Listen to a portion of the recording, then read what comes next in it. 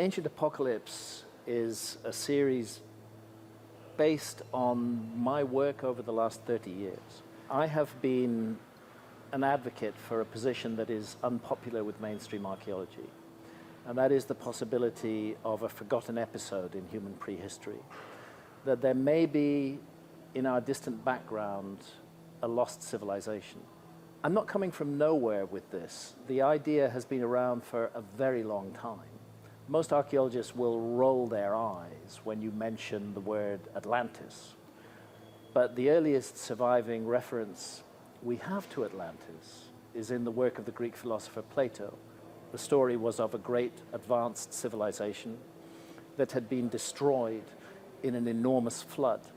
And that flood can be dated because Plato tells us what the Egyptian priests told Solon. When Solon asked when was Atlantis submerged beneath the ocean, they said, 9,000 years ago. That was in 600 BC. So that gives us a date in our calendar, 9,600 BC, or roughly 11,600 years ago. If you want to be exact, 11,622 years ago. It so happens that there was a massive rise in sea level at that exact date. Archaeologists accuse Plato of making the whole story up, but it's weird that he chooses a date that coincides with the latest geological evidence for what is called meltwater pulse 1b.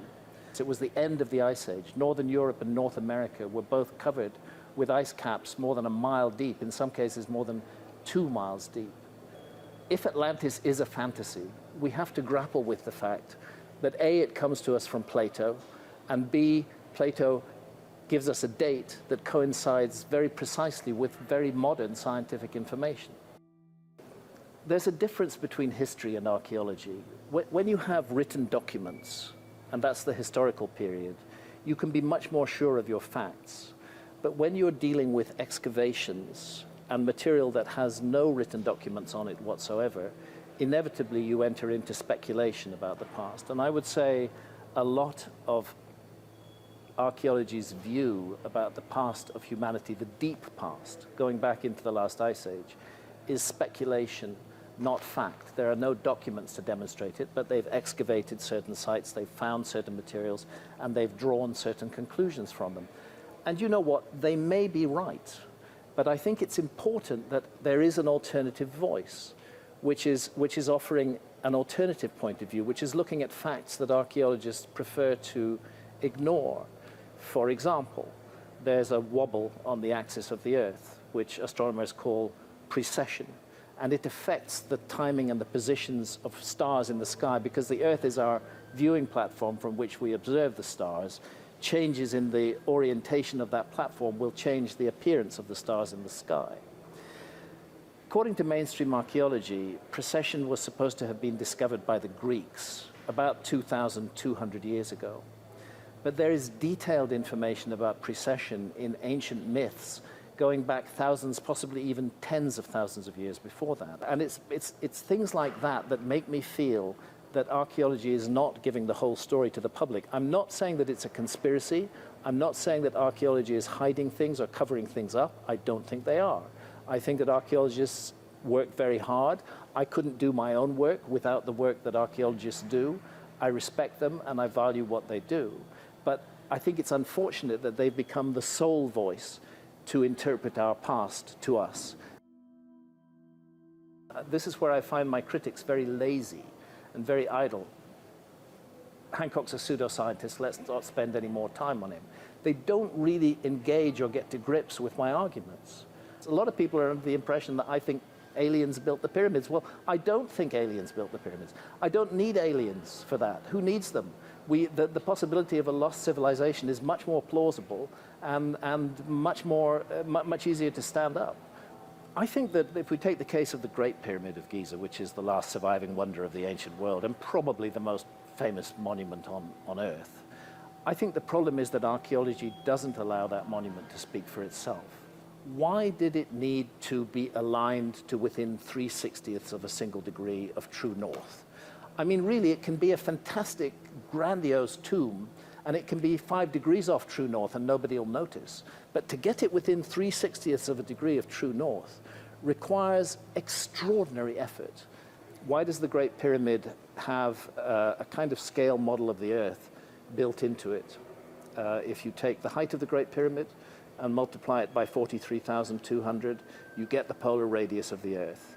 If you measure the base perimeter of the Great Pyramid and multiply it by the same number, 43,200, you get the equatorial circumference of the Earth. So not only is the Great Pyramid aligned perfectly to true north, but also it incorporates on a scale of 1 to 43,200 the key dimensions of the Earth, the polar radius and the equatorial circumference. I can't accept that it's a coincidence precisely because of the scale used.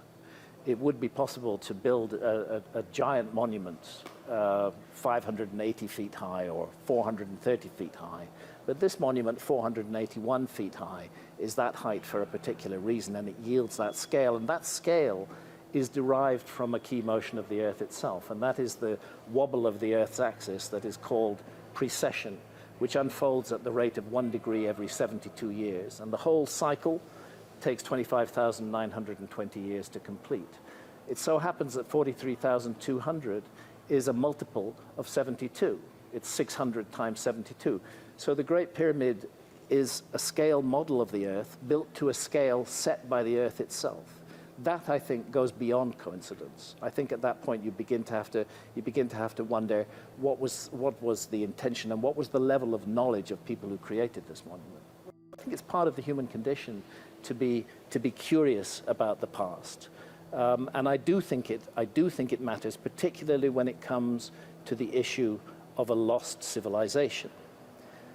Because here we are today in the 21st century, a highly advanced technological civilization, feeling very secure in our own achievements and very proud of what we've done. And the present model of history and prehistory that is presented to us by archaeology allows us to feel that way, because it encourages us to see ourselves as the apex and the pinnacle of human achievement. I think that this is a very dangerous position to take. I think it's important to know, are there missing chapters in our story? Particularly, is there a lost civilization in our story? A civilization perhaps not as advanced as ours, but much more advanced than the hunter-gatherers who are supposed to have been the only population of the Earth during the last ice age. The end of the ice age was an apocalyptic episode, and you can really pin it down between 12,800 years ago, 10,800 BC, and 11,600 years ago, 9,600 BC. And that's a period that geologists call the Younger Dryas. So the question becomes, this cataclysmic episode of 1,200 years ago, which begins with a deep freeze and a sudden sea level rise, and which ends with a sudden warming and another sudden sea level rise, was very erosive and damaging to anybody who lived along coastlines. 27 million square kilometers of the Earth's surface was flooded at the end of the Ice Age. That's roughly China and Europe and the Indian subcontinent added together. As the sea levels rise, they're smashing into these coastlines and they're pummeling and destroying everything. This was the best real estate on Earth. This is where people lived during the Ice Age. The coastlines were the best places to be, and those were the places that got massively damaged and pummeled. I don't think that archaeology is in a place to say we've got the whole past of the human race sorted out when they haven't done the work on the flooded coastlines during the Ice Age, when they haven't done the work in the Sahara Desert, and when they haven't done the work in the Amazon rainforest. There are enormous areas of our planet that have barely been touched by archaeology.